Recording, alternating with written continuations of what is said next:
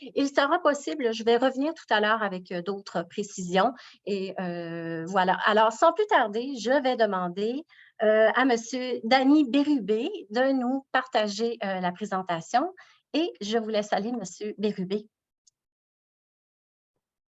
Bonsoir tout le monde. Je vais vous montrer la présentation.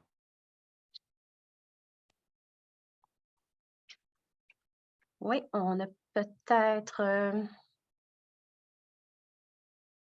on n'a pas tout à fait Monsieur Bérubé. Oui, alors, on vous laisse quelques minutes. Il n'y a pas de souci.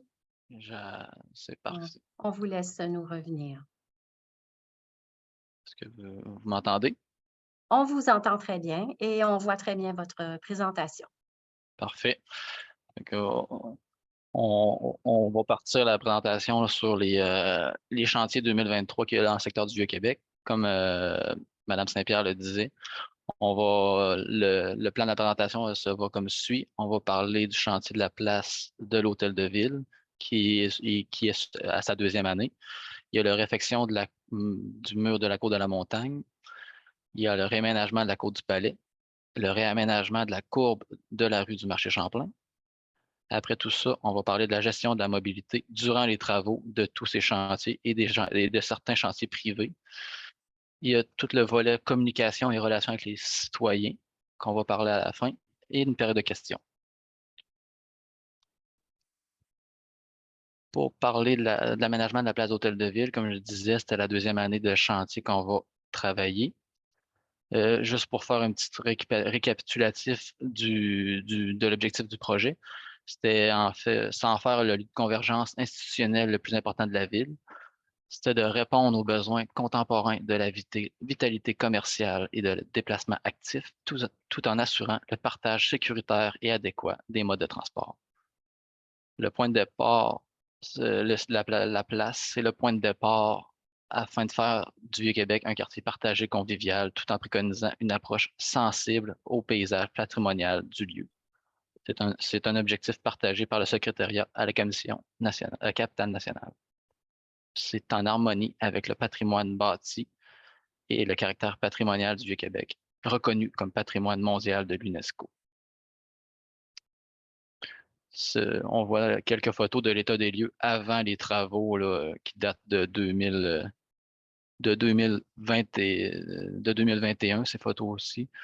On voit la désuétude là, des pavés, des trottoirs qui s'en découlent.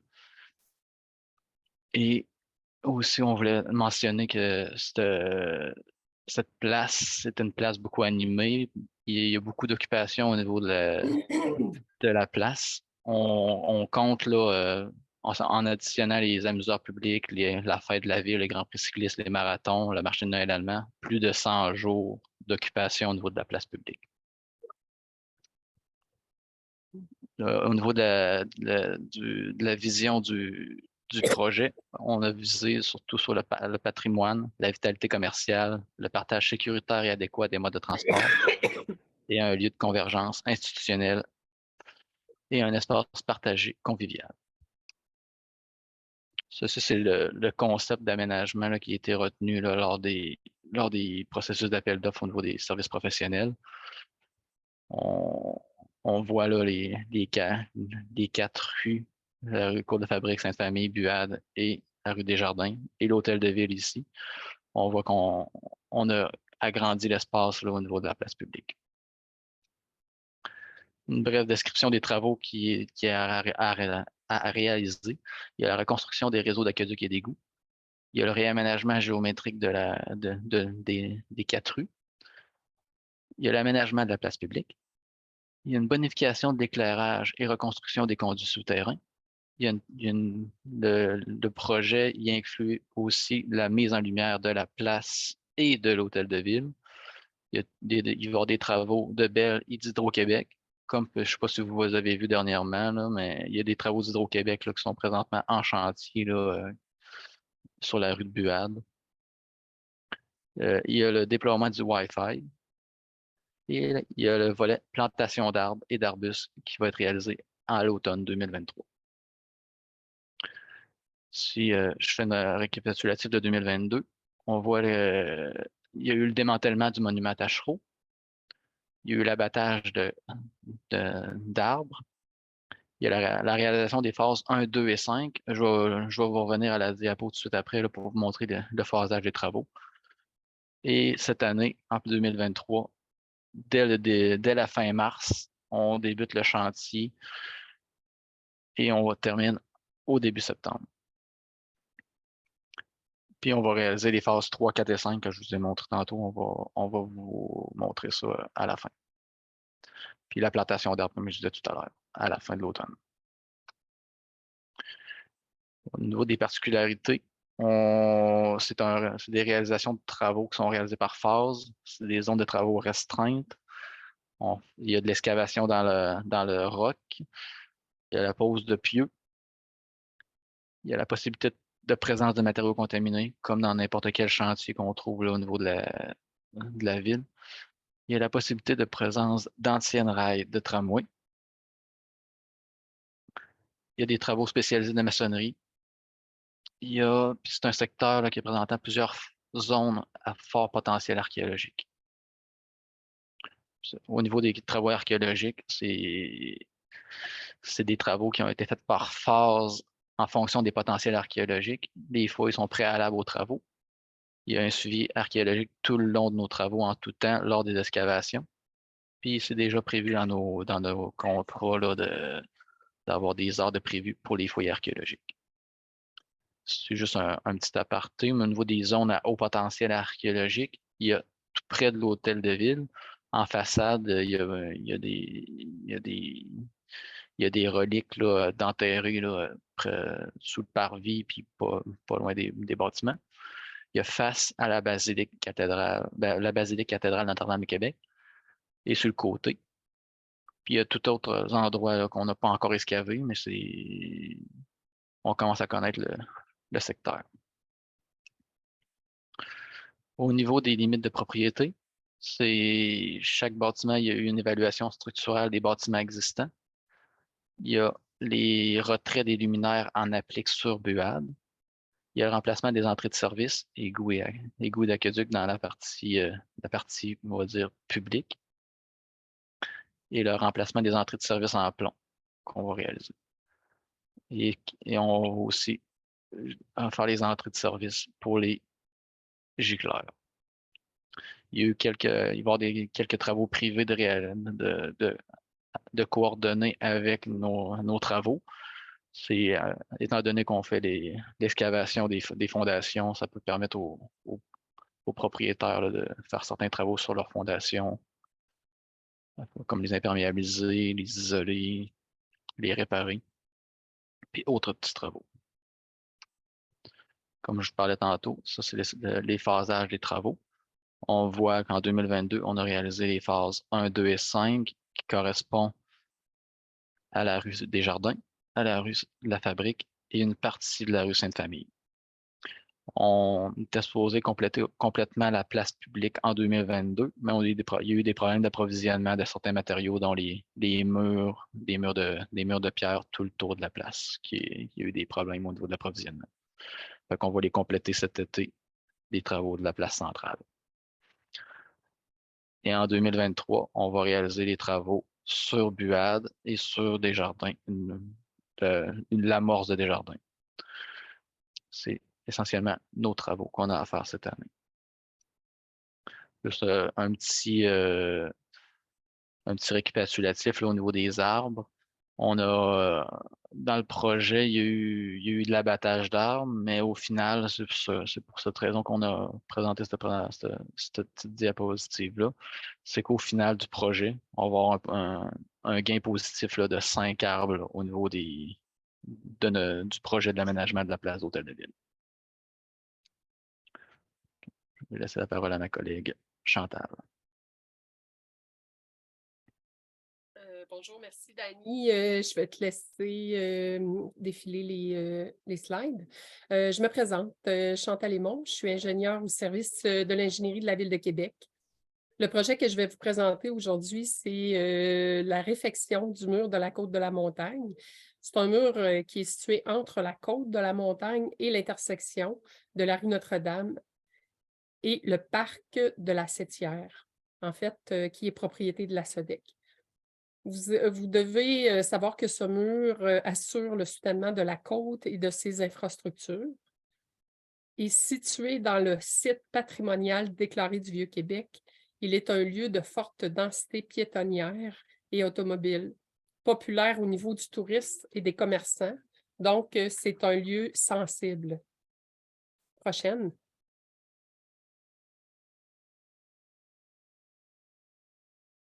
Voici sa localisation, l'état des lieux à ce jour, les travaux prévus, les particularités du site ainsi que les prochaines étapes. Pour mieux vous situer, vous voyez ici la vue vers le mur à partir de la rue Notre-Dame.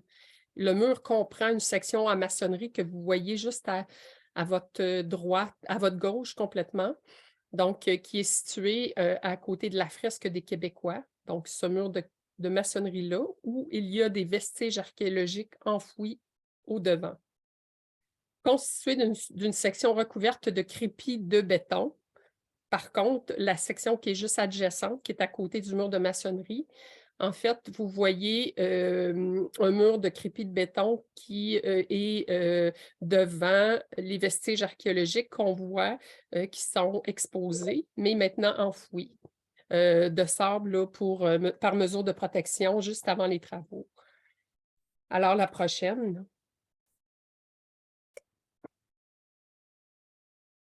Vous voyez la photo 1, ça montre l'état actuel du mur de maçonnerie à sa base.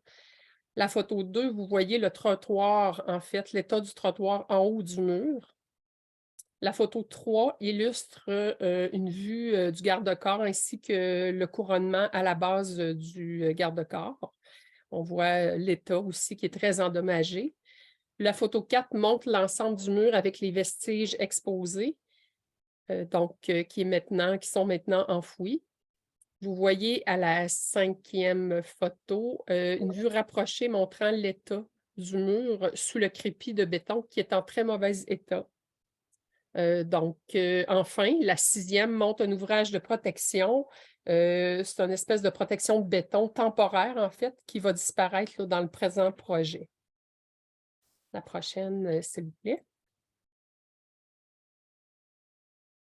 En gros, vous voyez ici une vue en plan. Les travaux vont consister à d'abord des fouilles archéologiques préalables au-devant du mur de maçonnerie, la réfection du mur de maçonnerie en simultané. Il va y avoir la construction d'un nouveau mur au-devant du mur existant qu'on voit toute la section en fait à droite, là, tout le long à partir du mur de maçonnerie. Vous allez remarquer aussi sur cette vue l'espace qui servira de promontoire aux piétons le long du nouveau trottoir. On peut le voir en vue en plan. Il est question de reconstruire le couronnement aussi en haut du mur, ainsi que les garde-corps, les mains courantes. Et enfin, il y aura des travaux d'aménagement paysager. La prochaine. L'appel d'offres pour les travaux est prévu être lancé vers le début du mois d'avril prochain. La réalisation des travaux est prévue entre la mi-juillet et la fin de l'année 2023 pour se compléter au printemps 2024. Le chantier va comprendre la préparation et la sécurisation du site, la protection de la fresque des Québécois et les installations qui sont en place dans le parc de la Sétière. Il va y avoir des fouilles archéologiques préalables, des travaux spécialisés en maçonnerie, la mise en place de pieux, d'ancrage au roc et des travaux connexes là, pour la réalisation du mur d'ici la fin de l'année 2023. Et enfin, il y aura la remise en état des lieux en 2024, au printemps. Donc, c'est complet pour moi. Merci.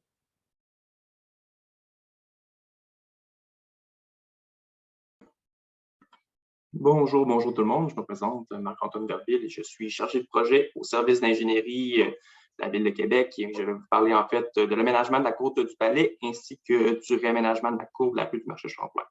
Commençons par la première. Donc,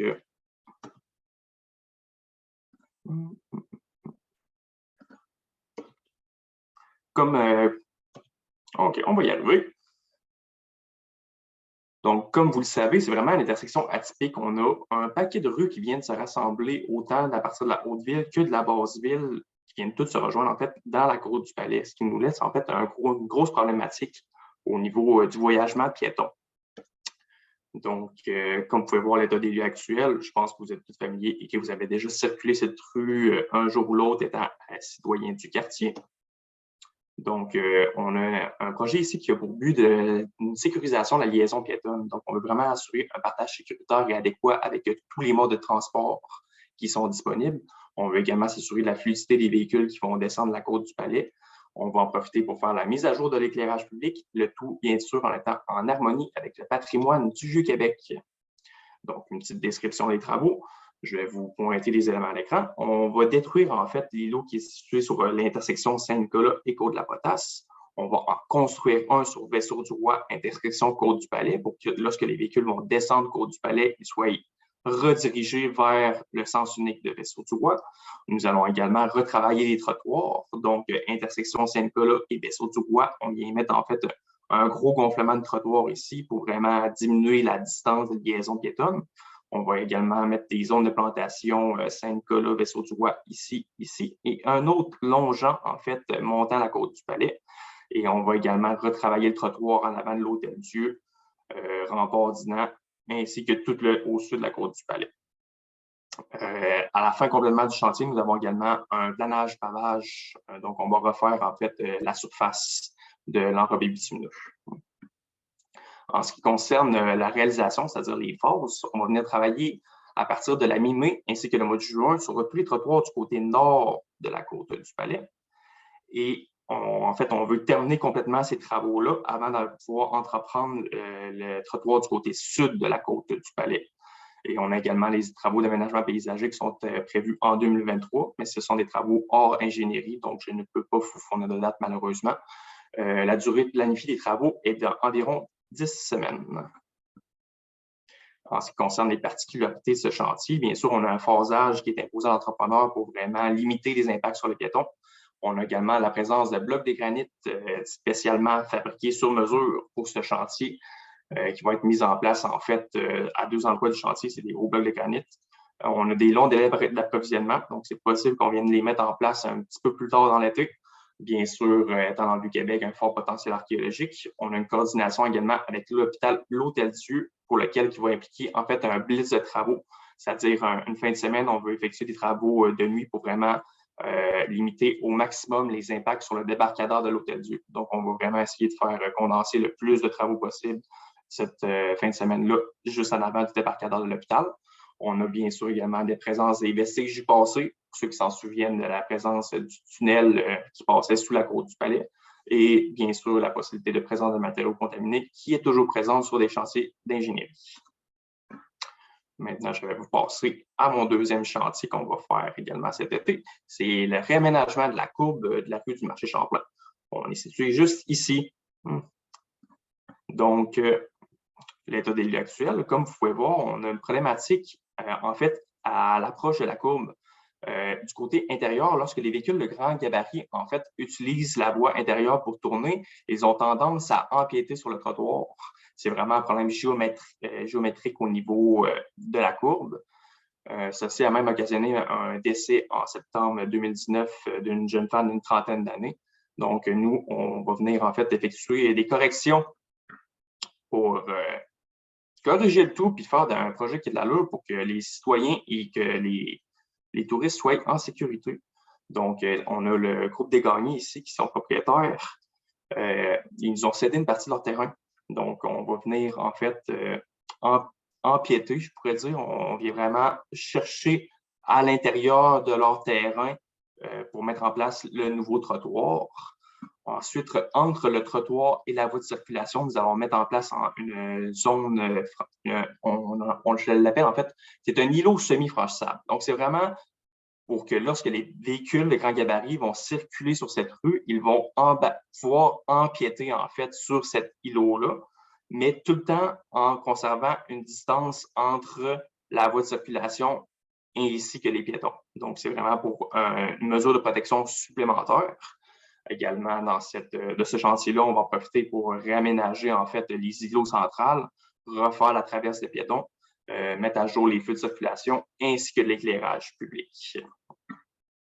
Donc, en ce qui concerne la zone des travaux, la description des travaux, ce que j'ai oublié de vous dire, en fait, on a la présence également d'arbres, de clôture et des travaux sur les arbustes, ainsi que des bollards de protection qu'on va devoir mettre en place. On veut commencer les travaux le plus tôt possible pour être parti le plus tôt possible. Donc, c'est les travaux de 4 semaines qui vont commencer aux alentours de la mi-mai pour être parti, on l'espère bien, à la mi-juin, vraiment pour impacter au minimum l'industrie touristique. Les particularités, donc, bien sûr, des travaux par phase pour limiter les impacts sur les usagers de la route. On a également des forts potentiels archéologiques. Ici, on a ces trottoirs, en fait, du côté nord de la même intersection. Moi, je viens de travailler, en fait, surtout de l'autre côté, mais ici, le trottoir du côté nord, comme vous pouvez voir, les vestiges archéologiques sont vraiment en surface. Donc, on s'attend à en trouver également d'autres de l'autre côté de la rue. Et encore une fois, la possibilité de présence de matériaux contaminés qui est toujours présente. Je vous remercie bien. Je vais céder la parole à M. Marc Desrivières. Merci, Marc-Antoine.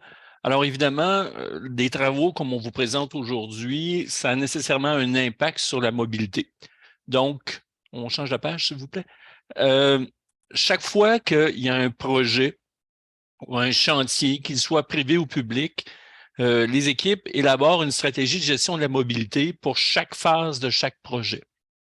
Et dans le cadre de cette réflexion-là, évidemment, on se questionne sur le mode et la période de réalisation, sur les différentes composantes de mobilité. On doit avoir une stratégie pour les véhicules, pour les piétons, pour tout l'aspect du stationnement, du transport en commun, de la livraison, les véhicules d'urgence, les terrasses et même souvent les cyclistes. On va prévoir, dans le cadre de cette stratégie-là, des mesures d'atténuation sur le site du projet, mais souvent même en périphérie du projet. Il y aura une coordination avec les partenaires et les donneurs d'ouvrages et il y a tout l'aspect de la communication qui se fait soit par le biais du service des communications ou encore des activités comme on fait ce soir avec le service de l'interaction citoyenne. Page suivante. Évidemment, une fois que on a défini nos clauses, il y a un suivi qui se met en place et le suivi se fait d'abord par l'utilisation de notre nouvelle application informatique qui nous permet, je dirais, là, de gérer de façon spatio-temporelle les différents chantiers, mais également, il y a maintenant un nouveau cadre réglementaire sur la gestion des occupations de chaussée qui oblige une personne ou une entreprise qui souhaite occuper une entreprise publique à détenir une autorisation ou un permis. Et au moment de l'émission du permis, bien, ça nous permet de définir des conditions à respecter tout au long du chantier pour assurer la mobilité et la sécurité. Et en cas de défaut de respect, bien, évidemment, il peut y avoir des constats d'infraction qui sont émis. Page suivante. Évidemment, en temps réel, le suivi va se faire par ce qu'on appelle le CGMI, le Centre de gestion de la mobilité intelligente. Alors, ce sont nos opérateurs, nos ingénieurs qui quotidiennement gèrent ce qui se passe sur le réseau routier et eux sont en lien avec les équipes qui s'occupent des entraves et des occupations de chaussée. Et pour ce faire, bien évidemment, on a accès à une série de caméras de circulation, on a accès au gestionnaire artériel quand on est dans un environnement où il y a des feux, mais également les panneaux à messages variables et toute la coordination qui se fait quotidiennement avec les différents partenaires, police, incendie, le RTC et tout autre partenaire là, qui peuvent être associés à la réalisation d'un chantier. Page suivante. Alors, il y aura 8 chantiers qu'on va suivre de façon un peu plus particulière au cours de la présente année. Dany, tu peux cliquer là une fois pour chacun des chantiers. Alors, il y a d'abord la place de l'Hôtel de Ville qu'on vous a présenté tout à l'heure. Il y a le projet de la Basilique Notre-Dame de Québec. Je vous parlerai tout à l'heure un petit peu de quoi il est question. Il y a la réfection du ministère des Affaires de l'immeuble occupé par le ministère des Finances sur la rue Saint-Louis, dont les travaux ont débuté il y a maintenant près d'1 an. Il y a la réfection du mur de la Cour de la Montagne. Il y a également la reconstruction de l'îlot Charlevoix à l'intersection de la Cour du Palais et de la rue Charlevoix. Il y a le projet dont on vient de parler dans la Côte du Palais. Il y a également le projet de voies cyclables sur la rue Dalhousie qui va nécessiter certains travaux de nuit dont on va parler dans quelques instants. Et finalement, il y a la correction de la courbe du marché Champlain. Alors, 7 chantiers, autant des chantiers publics que des chantiers privés. 8 chantiers, pardon. Page suivante. Alors, commençons par la place de l'Hôtel de Ville. Évidemment, la place de l'Hôtel de Ville, il y a différentes phases qui vont se succéder, mais essentiellement, vous avez remarqué que déjà, il y a la portion de la rue Buade entre la rue Sainte-Famille et la rue Desjardins est fermée. La rue Buade va se fermer entre la rue Sainte-Famille et la rue Desjardins là, assez prochainement, d'ici 2 à 3 semaines tout au plus. Et évidemment, ce que ça va avoir comme incidence, c'est que les véhicules qui arrivent habituellement par la rue du Fort ne pourront pas tourner pour accéder par la rue Buade. Donc, ça va imposer là, une réorganisation de la circulation que je vous présenterai tout à l'heure.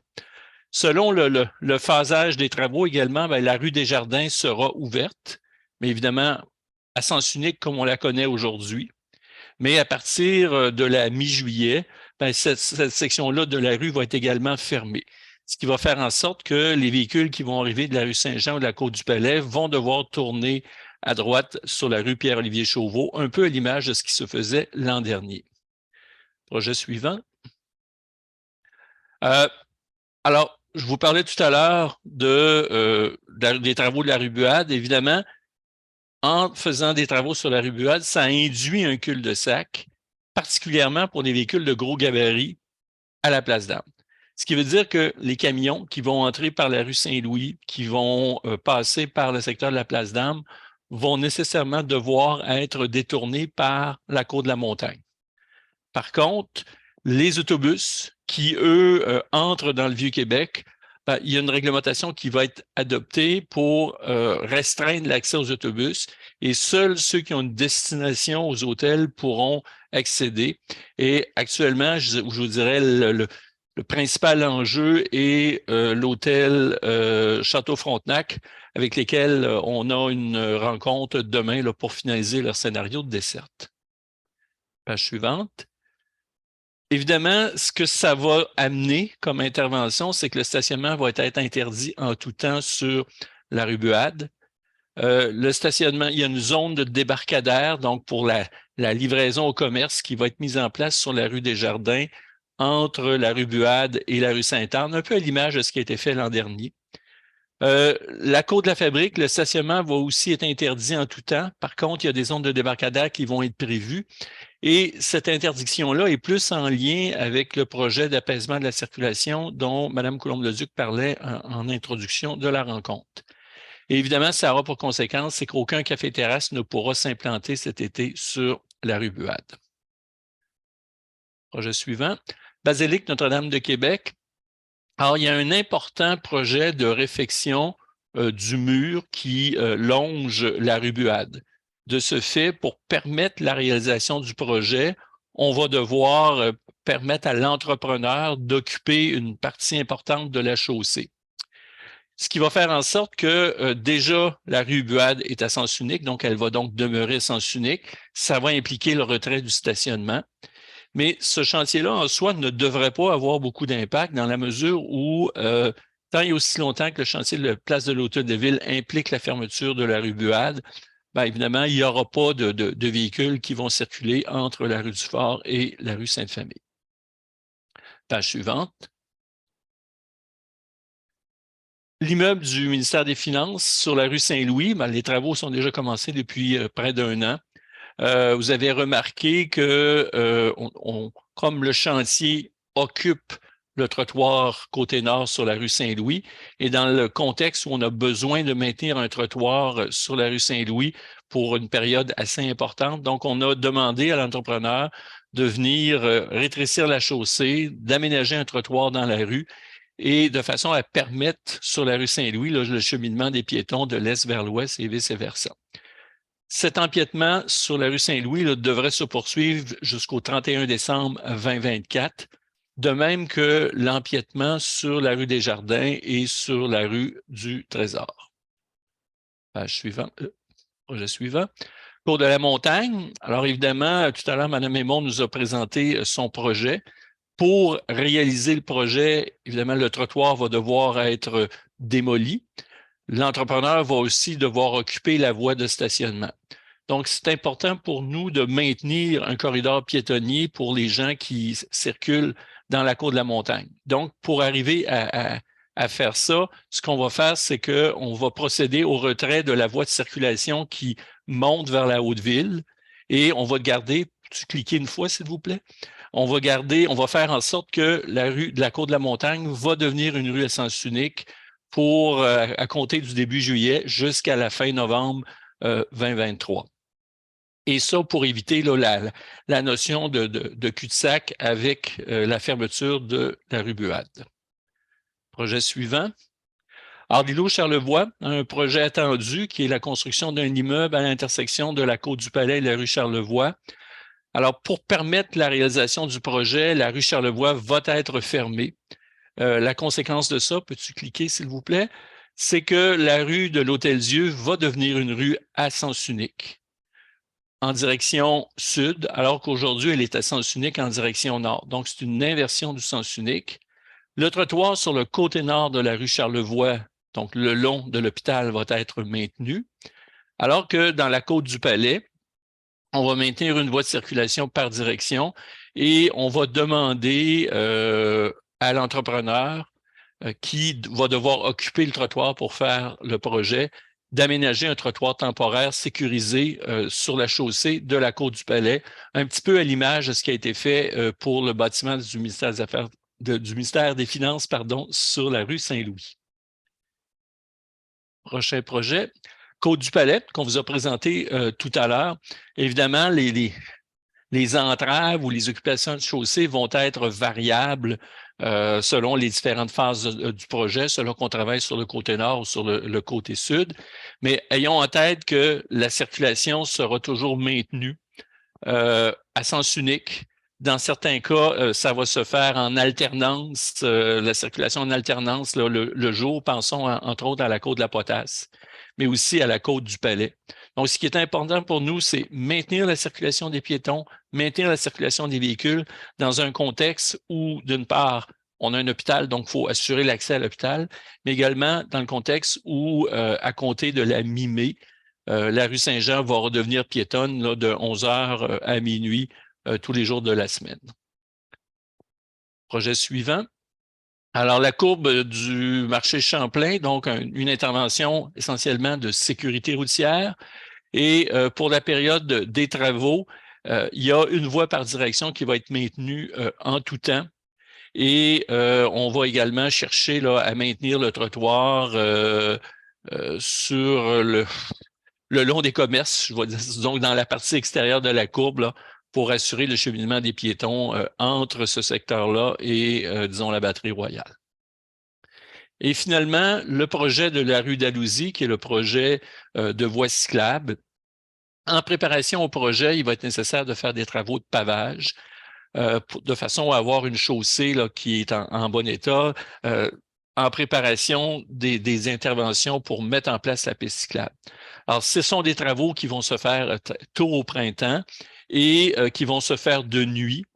Les travaux vont se faire donc entre 21h et 6h et durant la période des travaux, il y aura une voie en alternance contrôlée par des signaleurs aux deux extrémités et en dehors des périodes de travail, évidemment, en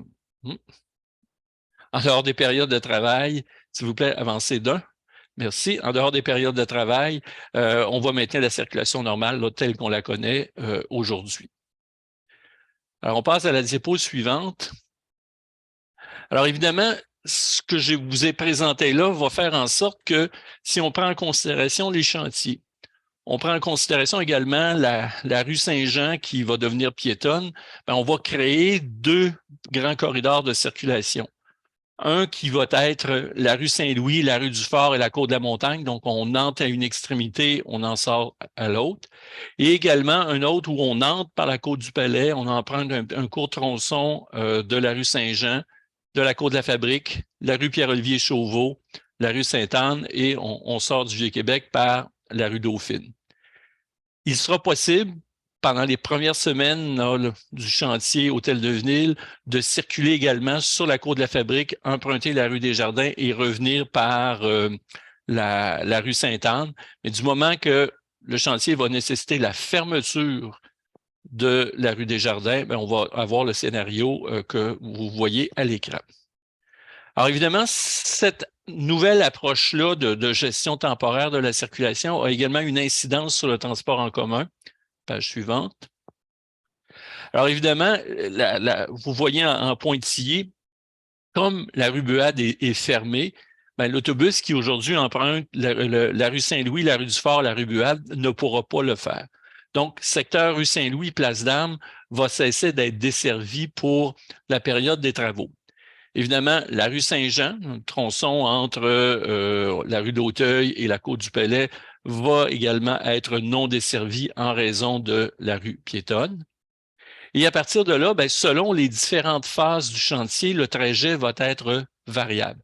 Alors, imaginons, là, vous l'avez en bleu, l'autobus va monter la Côte du Palais, va tourner à gauche sur la rue Saint-Jean, va prendre la Côte de la Fabrique, va venir passer devant l'Hôtel de Ville et va quitter le Vieux-Québec en empruntant la rue Sainte-Anne et la rue Dauphine. Par contre, quand la rue des Jardins va être fermée devant l'Hôtel de Ville, évidemment, l'autobus va monter Pierre-Olivier Chauveau et va par la suite emprunter la rue Dauphine pour quitter le Vieux-Québec. Donc, une approche qui est relativement semblable à celle de l'an dernier. Ce qu'il faut également avoir en tête, c'est que le RTC va faire de l'information constante auprès de ses usagers en fonction des modifications qui vont se faire au cours des différentes phases du chantier de Place de l'Hôtel de Ville. Et dernier élément, ben, le projet de piste cyclable sur la rue d'Alousie va amener le déplacement d'un arrêt sur le côté est de la rue d'Alousie face à la place des Canotiers. Alors, ça clôt l'aspect mobilité de la présentation. Je pense que c'est notre collègue Joël qui va prendre la suite. Je prends le relais. Merci, Marc. Donc, en termes de communication et de relations avec les citoyens, pour vous, ce soir, c'est une première amorce. En fait, vous êtes à même d'en apprendre davantage sur les travaux, mais sachez qu'on sera présent tout au long de la réalisation des travaux pour vous donner davantage d'informations, pour vous tenir à jour, en lien notamment avec les différentes étapes de travaux, les changements de sens à la circulation. Donc, on sera présent par différents moyens.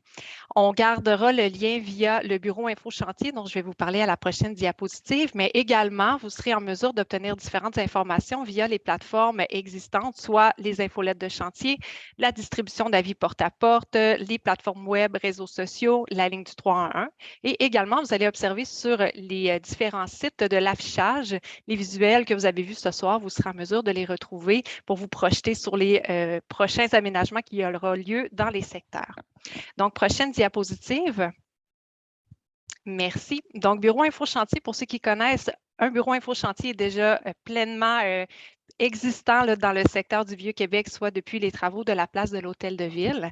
Pour vous mettre en contexte, les bureaux InfoChantier, c'est un suivi personnalisé destiné aux citoyens et aux commerçants. En fait, ce sont des agents de service à la clientèle qui sont disponibles dans les zones de chantier pour vous transmettre de l'information à jour sur les différents travaux, l'échéancier, mais également, ce sera votre relais advenant un besoin de livraison, la collecte d'un encombrant, que vous planifiez un déménagement. Il sera en mesure de prendre vos besoins d'accès et faire le lien avec les différents intervenants que vous avez rencontrés ce soir. Également, en termes de gestion des stationnements, advenant des fermetures temporaires d'accès à certains stationnements privés ou sur rue, on sera en mode solution avec vous pour offrir différentes options. Enfin, Marc en a parlé dans ses dernières diapositives. Le maintien des mesures de mobilité et d'accessibilité, c'est une priorité à la Ville. Donc, les agents vont également porter ce regard sur l'ensemble des zones de travaux. Alors, si vous êtes piéton, cycliste, automobiliste et que vous constatez certaines incohérences ou que vous avez certains enjeux à accéder, on vous invite fortement à nous signaler ces difficultés pour qu'on puisse apporter les correctifs s'il y a lieu. Également, les agents InfoChantier sont disponibles pour prendre en charge toute demande de signalement et de plainte. Pour nous rejoindre, c'est très simple. En fait, la ligne du 311, vous mentionnez Bureau Info Chantier et il y a une bascule directe qui se fait avec les agents sur le terrain. Il y a une prise en charge qui est excessivement rapide, mais également, vous allez être en mesure de reconnaître les agents de service à la clientèle avec leur dossard, leur casque Info Chantier. Alors, n'hésitez pas à les interpeller, ils sont présents. Également, si advenant un besoin de rencontre, la mobilité des agents permet d'aller à votre rencontre. Si vous êtes en télétravail, si vous vivez une situation, on est en mesure de prendre rendez-vous avec vous et d'aller répondre à vos interrogations. Prochaine diapositive, s'il vous plaît. Donc, pour rester informé, vous avez beaucoup d'informations qui vous ont été transmises ce soir, mais on vous invite à suivre également nos différentes plateformes. Donc, le site Internet de la Ville de Québec sera mis à jour en continu à la section citoyens, travaux dans les rues, puis grands chantiers.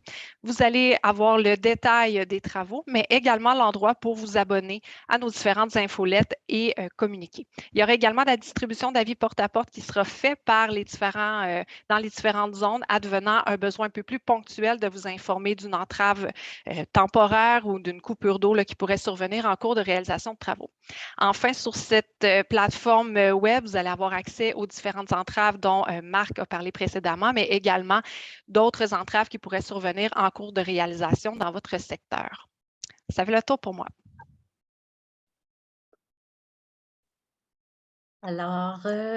Alors voilà, donc beaucoup d'informations en effet. Merci à tous les intervenants. 19h52, donc nous sommes dans les temps. Nous voilà rendus à la période de questions. Je vois qu'il y a déjà de l'activité là en ligne. Et évidemment, Héloïse, tu pourras me le confirmer de ton côté. Je vois également, nous avons encore 69 spectateurs, donc les gens qui participent là, à l'activité. Je vois 2 mains levées. Donc, Héloïse, je vais juste m'assurer de mon côté, là. Bien évidemment, là, je vois qu'il y en a 4. Je vais en profiter juste avant d'entamer cette lecture de questions et commentaires pour vous rappeler certaines informations, règles. Tout d'abord, nous, comme je l'ai mentionné tout à l'heure, nous allons privilégier l'outil Q et R. L'outil Q et R se trouve, si vous déplacez votre souris ou tout dépendant si vous utilisez un téléphone intelligent, vous retrouvez l'outil Q et R au bas de votre écran. Ainsi, vous n'avez qu'à saisir votre question. On y va vraiment par ordre, en fait, premier arrivé, premier servi. Donc, on va prendre le temps de regarder vos questions. Je privilégie d'abord et avant tout cet outil-là, mais je vais également m'assurer que du côté des mains levées, on a bien compris là, toutes les règles, mais comme je vous mentionnais tout à l'heure, il va être important de procéder de cette façon-là pour nous faire parvenir vos questions. Également, je vais vous demander, si vous pouvez nous mettre en contexte lorsque vous nous écrivez, soit à quel titre. On sait que vous êtes d'abord et avant tout des résidents du Vieux-Québec, mais également si vous nous amenez une précision sur le nom de votre rue, cela pourrait nous éclairer pour répondre à vos questions en direct. Alors, voilà. Donc, Héloïse, moi, est-ce que j'ai fait le tour? Est-ce que j'oublie quelque chose dans les directives? Non, ça m'apparaît très, très Compléter au clair. besoin, hein? On ne se gêne pas? Oui, je réitérerais peut-être le fait qu'on privilégie vraiment l'outil QR. On est en mode webinaire ce soir, donc on privilégie l'utilisation de ce module-là pour faciliter la tâche à tout le monde. Donc, les personnes qui ont la main levée, si vous avez la possibilité de poser votre question par écrit, ça va même aller plus vite, je crois, d'obtenir une réponse par cette voie-là. Donc, je vais commencer. On a déjà quelques questions qui sont arrivées. Je vais commencer par la question d'une résidente de la rue des Remparts qui s'inquiète du sens unique sur la rue de Buade, qui les oblige à faire un grand détour par la rue Sainte-Anne, d'Auteuil, puis Saint-Louis, pour finalement redescendre la rue des Remparts pour trouver du stationnement plus en amont. Donc, la résidente de la rue des Remparts se demande quand est-ce que la rue redeviendra à double sens. Donc, M. Desrivières, je vous laisse y aller. Merci. La rue Buade ne redeviendra jamais à double sens. Le concept d'aménagement prévoit d'en faire une rue à sens unique Et pour ça, l'objectif, c'est à terme, puis on va le voir là, devant le dossier cette année, de permettre un élargissement des trottoirs, de pouvoir permettre également de la plantation. Et à terme aussi, on a un objectif de mieux gérer la circulation de transit. Et la présence du sens unique a fait en sorte de réduire de façon importante là, la circulation de transit dans certaines rues du quartier. Donc, ça présente des avantages et c'est le choix qui a été fait il y a plus d'1 an maintenant. Parfait, merci pour la réponse. On a une deuxième question là, qui s'adresse à M. Légaré, M. François Légaré qui est avec nous. Il y a une personne qui a posé une question sur le type d'arbre qui a été coupé et quel type d'arbre sera planté pour les remplacer. Là, je suis désolée, la personne n'a pas nommé le chantier, mais j'ai pris pour acquis que c'était le chantier de l'Hôtel de Ville. Donc, la personne pourra revenir avec un autre chantier si ce n'est pas le cas. Parfait. Alors, au niveau de la place de l'Hôtel de Ville, l'an dernier, on a abattu 7 arbres au total, donc 3 qui étaient sur l'espace proprement dit de la place de l'Hôtel de Ville, 2 arbres de chaque côté du monument pour lequel on devait absolument les abattre en raison des pertes de racines au moment de refaire l'assise du monument, de même qu'un arbre qui va être dans l'allée, la nouvelle allée créée à même le parc, et 4 arbres qui étaient devant le magasin Simons, pour lequel on a déconstruit les boîtes de plantation pour les reconstruire. C'était des petits arbres qu'on remplaçait souvent à cause des problèmes qu'il y avait au niveau du sol. L'ensemble des plantations qui seront faites au niveau de la place de l'Hôtel de Ville, on a déjà, ce sont des ormes qui sont présents. Donc, on va refaire les plantations avec des ormes. Marc Desrivières vient de vous faire référence au fait qu'il y aura un ajout. On va avoir 5 arbres du côté de la rue Buade, 5 arbres qui vont être devant le Simons, de même que 2 arbres qui vont être réintégrés à même ceux qui ont été conservés au niveau de la place de l'Hôtel de Ville. Donc, on reste dans la thématique des ormes, qui est un arbre important au niveau de la Haute-Ville. Parfait, merci beaucoup. Pour la prochaine question, c'est une personne qui s'inquiète des courbes du marché Champlain. En fait, la personne observe qu'il y a beaucoup d'excès de vitesse par toutes sortes d'utilisateurs de la route. Puis elle demande quelles sont les mesures qui sont prévues pour réduire la vitesse entre les 2 courbes, puis quelles sont les mesures pour protéger les terrasses, notamment celle du Sapristi qui est directement, selon elle, exposée à une perte de contrôle. Alors, évidemment, les corrections qu'on fait à la courbe, on corrige le rayon intérieur d'une courbe, ne viendra pas contribuer à accentuer la vitesse des véhicules. Et il faut aussi voir que, globalement, l'intervention qui va se faire sur la rue d'Alousie pour permettre l'implantation de la voie cyclable va avoir l'effet positif également de, je dirais, réduire la vitesse sur l'ensemble de l'axe. Évidemment, dans les semaines, dans les mois qui vont suivre l'implantation de ces 2 projets-là, il y a des suivis qui vont être faits, il y a des mesures qui vont être faites aussi avec des radars et ça nous permettra là, de confirmer l'efficacité de ça. Évidemment, si on n'obtient pas les résultats escomptés, on devra travailler là, sur d'autres moyens de compensation là, qui sont à notre disposition, entre autres là, une meilleure surveillance policière.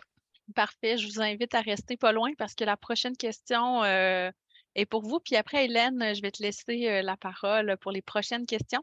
Donc, on a une personne qui se demande pour la côte de la montagne. On parle de mettre la côte de la montagne en sens unique, de la place d'Armes vers le sud.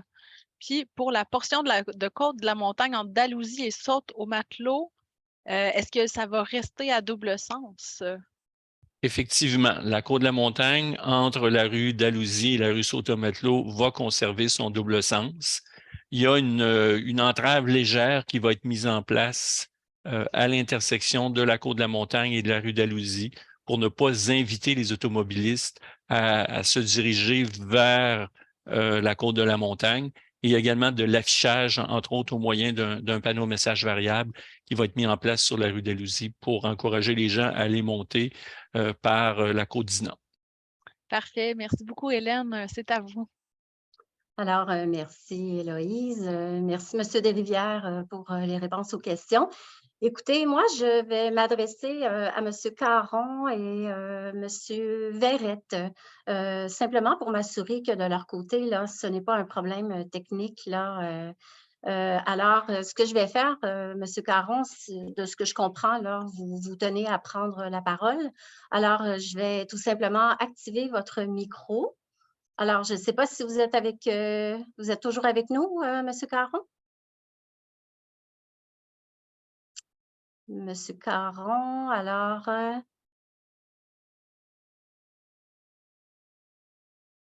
est-ce que vous êtes avec nous? Bon, alors, je vais me permettre tout simplement de passer à M. Verrette. Alors, M. Verrette, je viens d'activer votre micro, donc vous pouvez prendre la parole là, pour vous exprimer. Alors, M. Verrette, bon, alors écoutez, semble-t-il, peut-être, je vais revenir à vous tout à l'heure. Alors, je vais tout simplement désactiver votre son. Alors, écoutez, moi, je vais poursuivre du côté d'une dame qui nous mentionne, elle nous remercie d'abord et avant tout pour les présentations. Elle mentionne qu'outre les améliorations qui devraient résulter de ces travaux, ce qui l'inquiète, c'est la préservation des cases de stationnement citoyens 8 ou 11. Donc, je ne sais pas, là, peut-être une précision, là, souvent lors des chantiers privés, les entreprises occupent des espaces et la Ville prévoit le remplacement de ces espaces sur des percomètres. Le problème, malheureusement, qu'elle constate, c'est que certains entrepreneurs occupent les places résidents non déplacées durant les travaux sans gêne. Donc, elle dit le vivre actuellement. Alors, que prévoyez-vous pour être encore plus vigilant sur ces questions? Monsieur Desrivières. Généralement, comme je le disais en introduction de ma présentation, un entrepreneur qui doit occuper la chaussée ou qui doit réaliser un projet dans le Vieux-Québec doit préalablement obtenir un permis pour l'occupation de la chaussée. À partir de ce permis-là, on détermine, on fixe des conditions qu'il a l'obligation de respecter. Si on doit procéder pour la réalisation du chantier, donc pas pour permettre le stationnement des travailleurs du chantier, pas pour permettre le stationnement des véhicules de chantier, mais vraiment là, la réalisation du projet. À ce moment-là, on cherche toujours à remplacer les espaces qu'on va retirer, généralement là, en retirant temporairement des bornes et en mettant ces espaces-là à la disposition des résidents dont le véhicule est muni d'une vignette. Dans les projets qui nous sont présentés aujourd'hui, à l'exception de 2 cases de stationnement qui existent actuellement disons là, sur la rue Saint-Nicolas, à l'intersection de la côte de la Potasse, il n'y a aucun espace résident qui va être retiré dans le cadre de la réalisation du chantier. Évidemment, si madame éprouve un problème ou constate quelque chose aujourd'hui, moi, je l'invite à contacter le 3-1 de nous faire part du problème de façon à ce qu'on s'assure que l'entrepreneur respecte les conditions qu'on lui a données et que les agents de stationnement font également respecter la réglementation. Et quand un espace est réservé aux détenteurs de vignettes, il est réservé aux détenteurs de vignettes. Il n'y a pas de privilège qui est donné à l'entrepreneur. Alors, merci, M. Desrivières. Je vais me permettre, Héloïse, si tu permets, un commentaire d'une résidente qui mentionne « Bravo pour votre nouvelle réglementation sur les autobus dans le Vieux-Québec intramuros ». Je vais aller du côté de l'outil conversation. Donc, j'ai main levée. Alors, nous avons M. Taillefer. M. Taillefer, je vais vous permettre de prendre la parole si vous êtes avec nous. Alors, M. Taillefer, est-ce que vous êtes avec nous? Hello. Oui. Alors, M. Taillefer, je comprends que du côté outils QER, là, ça ne fonctionne pas. Alors, on vous écoute, M. Taillefer, si vous avez une question. Est-ce que vous êtes... Oui? C'est moi, vous entendez? Oui, on vous entend très bien. Oui, on vous écoute. Vous avez débloqué le son du micro de M. Mathieu Gingras et non M. Taillefer. Ah! Bon, alors, on vous écoute, M. Gingras. Alors, merci pour la précision. Ben, alors, en fait, j'avais écrit sur le QER, là, donc je peux répéter mes questions tout simplement. Moi, je suis résident de la rue Champlain, donc du Cap-Blanc, là, Et bien sûr, il y a deux choses qui me concernent. Un, le réaménagement de la rue d'Alousie au niveau cyclisme et la courbe du marché Champlain. Alors, je voudrais savoir, premièrement, qui est en charge des discussions avec le Port de Québec et pourquoi il y a un refus du Port de Québec de garder la piste cyclable sur le quai? Alors, écoutez, les discussions, on va séparer les choses. Est-ce que c'est vous qui est responsable de la discussion avec le port? Oui, M. Gingras, je suis responsable de ça. Votre conseillère municipale également a participé aux discussions et il y a aussi un groupe de travail qu'on a mis en place à l'automne dernier sur lequel participaient les gens du port et on a eu l'occasion d'échanger sur l'ensemble des scénarios pour le maintien d'une voie cyclable dans l'axe de la rue d'Alousie et on est tous venus à la conclusion, ou presque, que le seul scénario possible est le scénario de la rue d'Alousie. Il faut comprendre que l'espace sur les quais, avec les nouvelles règles de sécurité que le port doit mettre en place lorsqu'il y a un navire de croisière qui est amarré, mais également toutes les activités d'avitaillement, donc les camions semi-remorques qui vont sur les quais, les grues, les charges qui se promènent, tout ça ne peut pas se faire dans un environnement où il y a des piétons et des cyclistes. Le risque de collision ou le risque de blessure, même de décès, est trop grand. Donc, dans un contexte comme celui-là, on a regardé tous les scénarios. Et le scénario qui prévalait depuis quelques années est un scénario qui pose des enjeux de sécurité très, très, très importants. Hein, on se rappelle qu'en août dernier, il y a un homme là, qui est décédé à la suite d'une collision. Et tout ça nous a fait re-questionner la façon dont la voie cyclable est aménagée et compte tenu du nombre de cyclistes, mais également, je dirais, des caractéristiques d'aménagement de la rue, on n'a pas le choix d'aller vers un scénario où on maintient une voie de circulation par direction sur la rue d'Alousie. C'est d'abord et avant tout, je le répète, une intervention en sécurité routière. L'intervention également dans la courbe du marché Champlain, on se rappelle, il y a un décès, une dame qui est décédée en septembre 2019. Et à la suite de l'enquête, évidemment, il y a un conducteur là, qui va être accusé de conduite dangereuse, mais malgré ça, il y avait dans cette courbe-là un rayon qui était déficient, un rayon de courbure déficient, et on se devait de faire une intervention pour éviter qu'une collision semblable se produise de nouveau. Donc, 2 interventions en sécurité routière.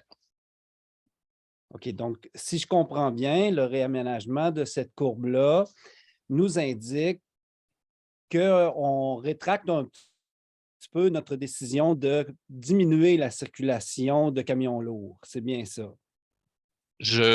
Pas du tout. Et je me remets en perspective, M. Gingras. La Ville a adopté un règlement qui interdit la circulation des véhicules lourds en transit. Alors, cette règle-là continue à s'appliquer. Or, malgré qu'il y ait une interdiction pour les véhicules lourds en transit, l'interdiction ne s'applique pas aux camions qui ont une destination ou un point d'origine, soit à partir des installations portuaires, soit dans le Vieux-Québec comme tel, là, dans le Vieux-Québec, Basseville. Alors, légalement, là, on ne peut pas empêcher la circulation des véhicules lourds qui ont une fonction dite locale. Alors, je vous donne l'exemple. Vous allez chez Tanguay, pour ne pas nommer ce vendeur-là, vous achetez un réfrigérateur. S'il y avait une réglementation qui interdit également ce qu'on appelle la livraison locale au sens de la loi, à ce moment-là, votre réfrigérateur ne pourrait pas vous être livré. Alors, un camion qui va dans les installations de L'Anse-au-Foulon ou quelqu'un qui va dans les installations du Bas-Saint-Louise, les tribunaux ont déterminé que ce n'était pas de la circulation en transit et que ces camions-là étaient autorisés à circuler. Les observations qui ont été faites, les relevés qui ont été faits démontrent qu'il y a environ 10% des camions qui actuellement circulent sur cet axe-là qui ne devraient pas circuler parce qu'ils sont en transit. Donc, il y a des interventions policières qui se font périodiquement. Il y en a eu plusieurs à l'automne et on va continuer au printemps, au cours de l'été, à faire des interventions avec nos collègues du service de police pour s'assurer que les camions qui circulent là sont vraiment les camions qui ont l'obligation de le faire. Merci, M. Desrivières, pour vos réponses. M. Gingras, je me permets, j'ai dû couper votre son, là, étant donné qu'il y a quand même beaucoup d'activités dans notre outil QER et on veut vraiment prendre le temps de répondre à tout le monde. Alors, je vous remercie. Écoute, Héloïse, de ton côté, je te laisse poursuivre avec quelques questions écrites. Je vois que Mme Coulombe-Leduc, par contre, bon, alors, non, je pense Non, c'est bon, Mme Saint-Pierre, c'était ça va? correct. Merci. Excellent, merci. Parfait. Alors, juste une spécification pour les gens qui écrivent dans le module QER. Comme il y a beaucoup de questions, on va prendre un tour de parole d'abord pour chaque personne. Donc, les personnes qui envoient 4 questions, je vais prendre peut-être la première de vos questions pour pouvoir répondre au plus de questions possibles de plus de gens possibles. Voilà, on a une question de Mme Mayou qui nous remercie pour les présentations et puis il y a des questions qui concernent le chantier du marché Champlain. Elle se demande là, si l'équipe impliquée dans le projet du marché Champlain a pris le temps de valider avec le ministre provincial de la capitale nationale parce que lors de la dernière campagne électorale, le gouvernement de la CAQ a proposé un projet de développement dans ce secteur-là pour l'accès au fleuve. Si ce projet proposé va de l'avant, elle craint qu'il y aurait peut-être un conflit entre les deux chantiers ou qu'il y ait peut-être un manque d'harmonisation entre les deux chantiers. Donc, pour éviter les dépenses d'aménager, de détruire et de reconstruire dans quelques années. Donc, elle voulait savoir si ces discussions-là avaient eu lieu. Donc, M. Desrivières, je vous laisse la parole. Le gouvernement du Québec, la CAQ, personne ne nous a présenté actuellement un projet formel, concret.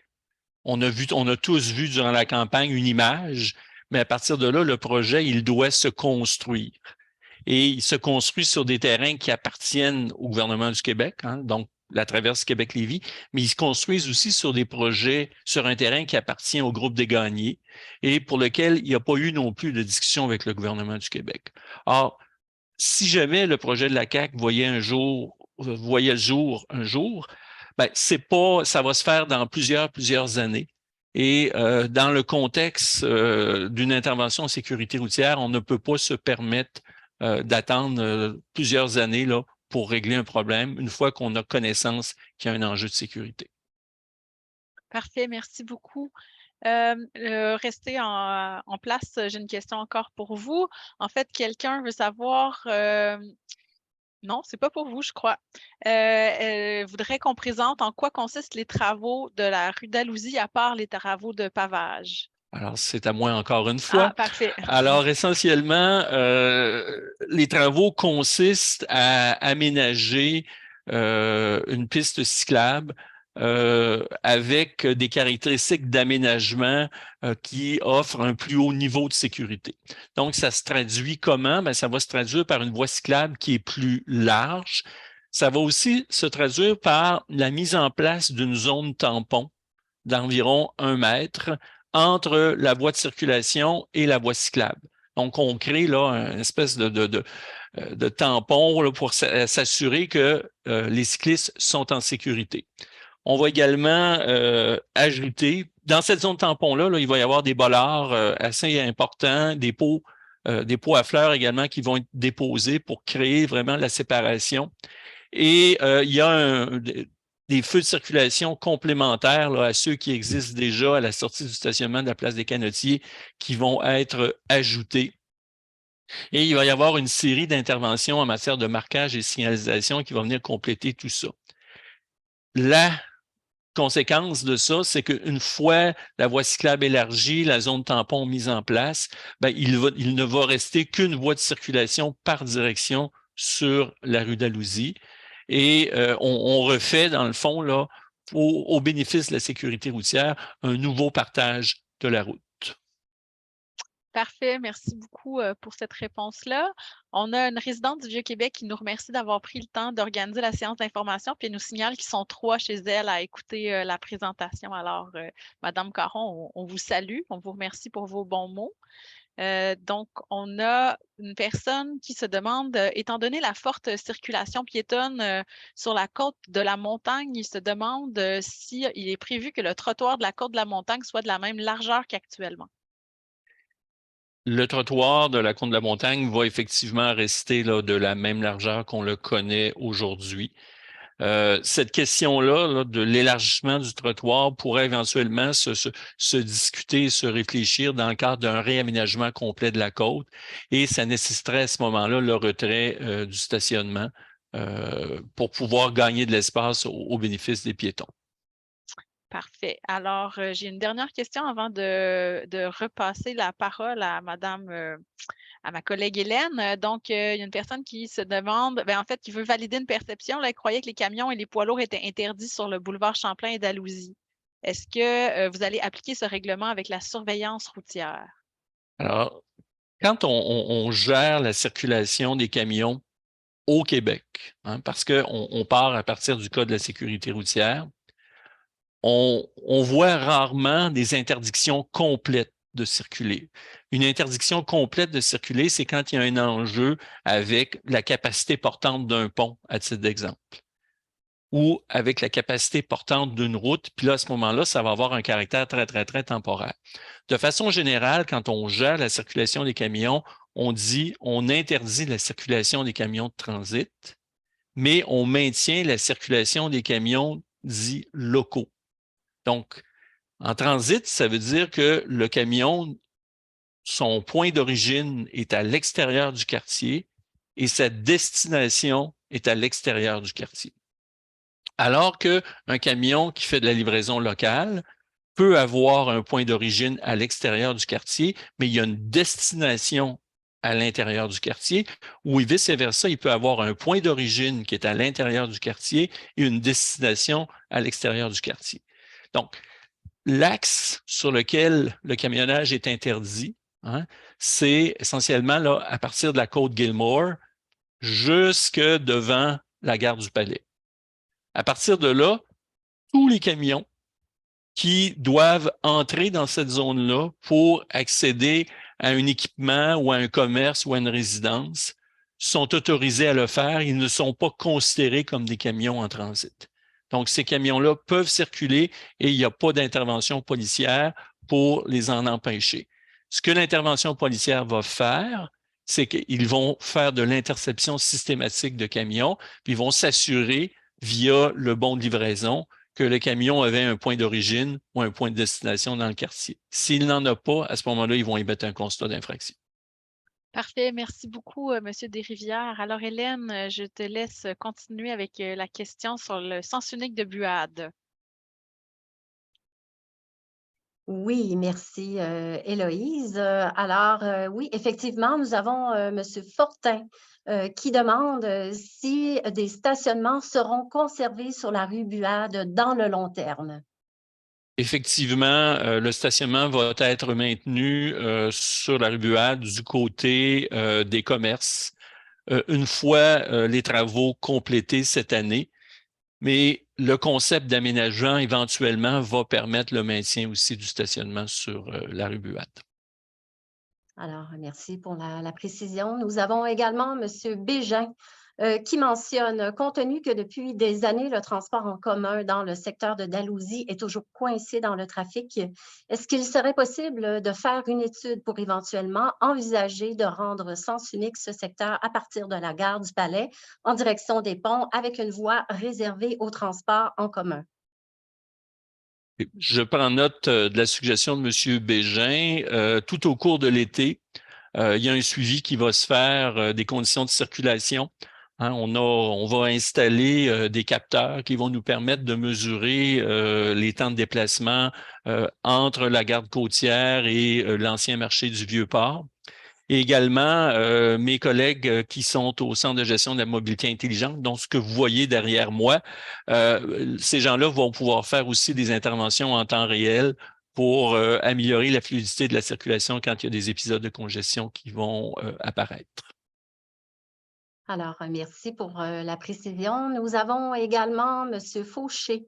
Bonsoir à tous. Quel sera le ou les impacts des travaux sur la rue Couillard cette fois-ci? Merci beaucoup.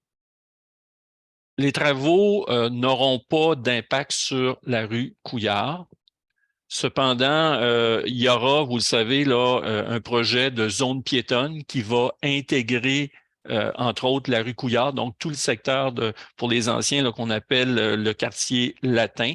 Mais tout ce secteur-là va devenir une zone piétonne entre le 4 juillet et le 18 août et de façon plus pointue de 11 heures à minuit tous les jours.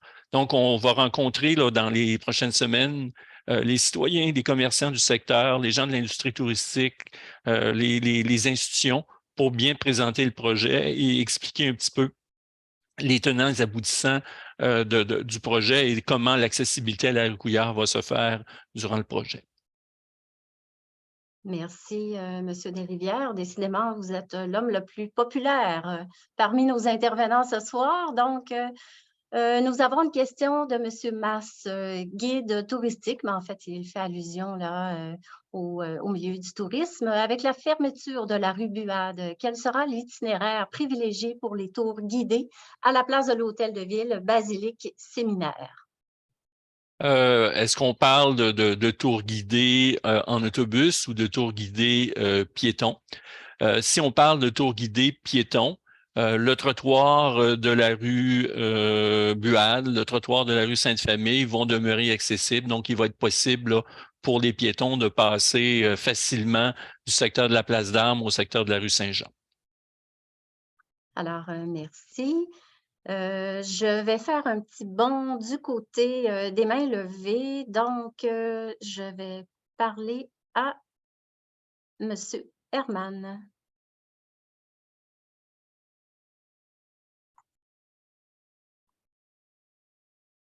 Monsieur Herman, est-ce que vous nous entendez?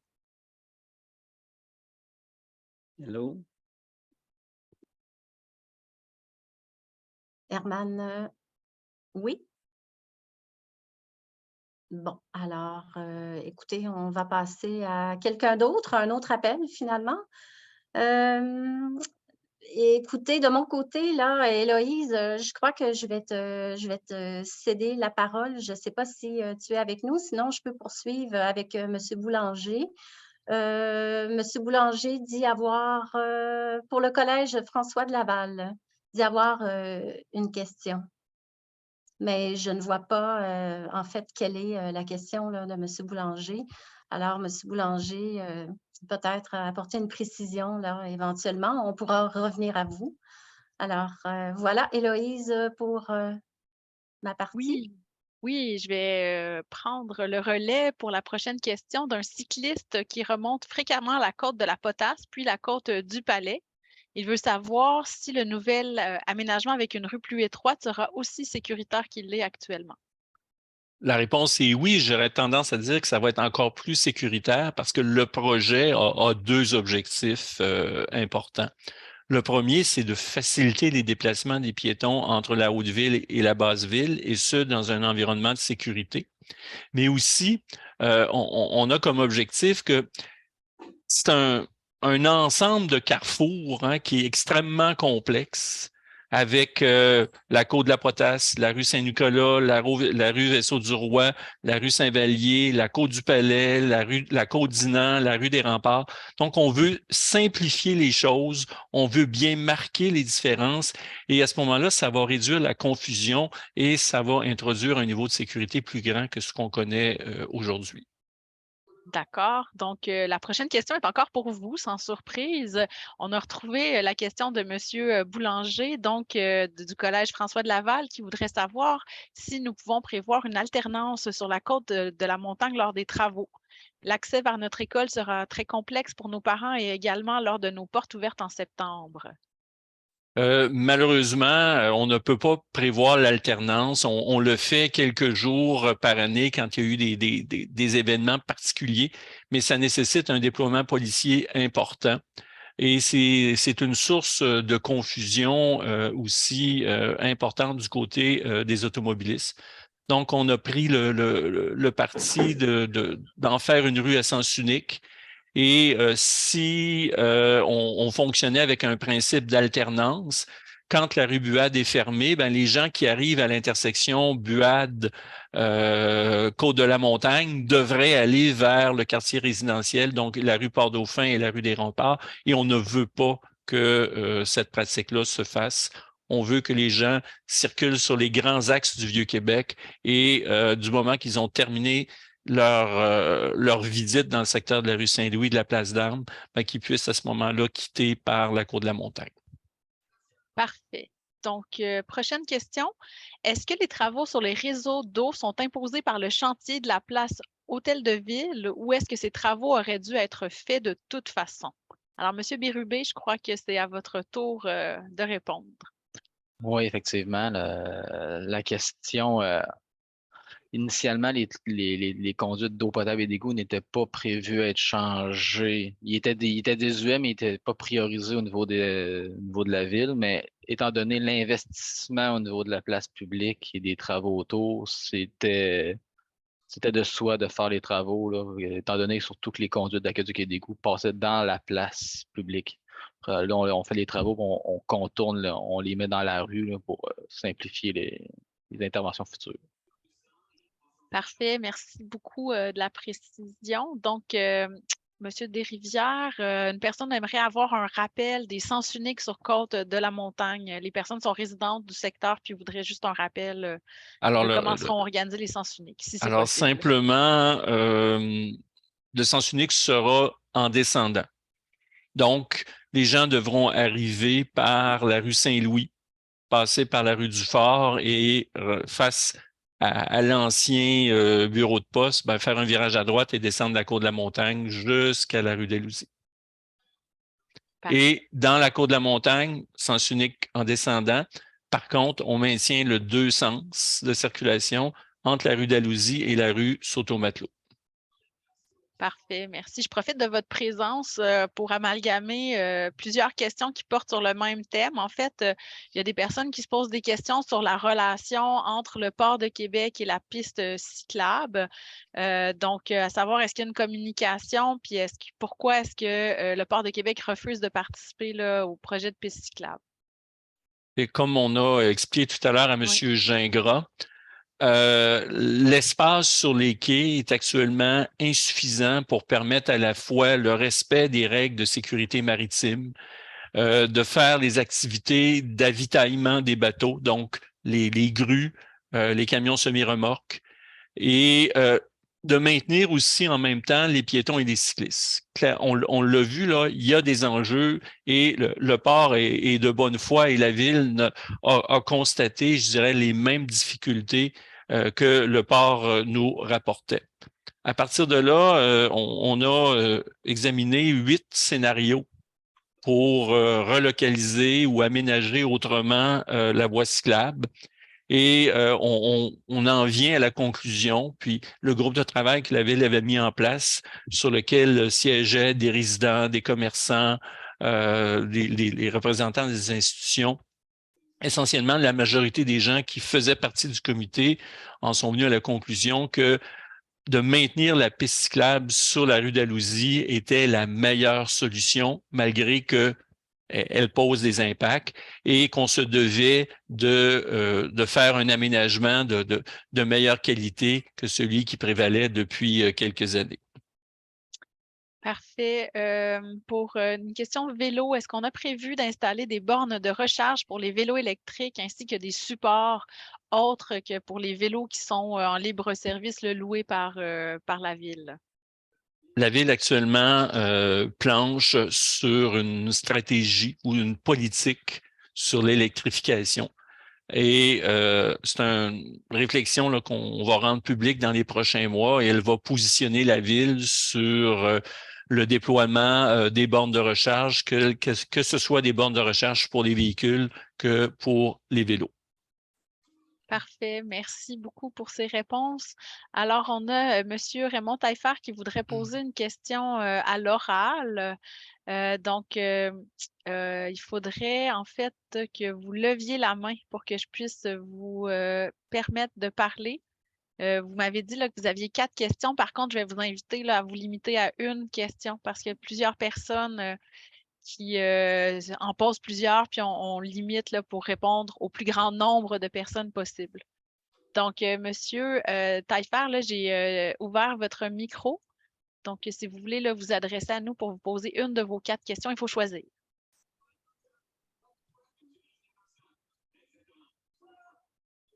Donc, comme M. Taillefer, là, peut-être n'arrive pas à ouvrir son micro ou à prendre la parole, on reviendra à vous à ma prochaine séance de retour ici. Donc, Hélène, je te vois apparaître pour prendre le relais. Donc, je te laisserai faire la suite des questions. Oui, merci, Héloïse. Donc, nous avons Madame Martel. Elle mentionne plusieurs chantiers, semble le site potentiel de vestiges archéologiques dans la positive. Est-ce que les travaux sont modifiés pour permettre une partie de ces vestiges, les mettre en valeur? Je pense qu'on a abordé cette question-là tout à l'heure ou cette réponse. Oui, je peux prendre la question, Oui. Madame Saint-Pierre. Merci. Au niveau des vestiges, surtout, je vais parler surtout le contrat de la place d'Hôtel de Ville. Les vestiges vont être sortis, ils vont être cartographiés, puis ils vont avoir des photos qu'on a prises, mais ils vont être extirpés si c'est possible, mais ils sont.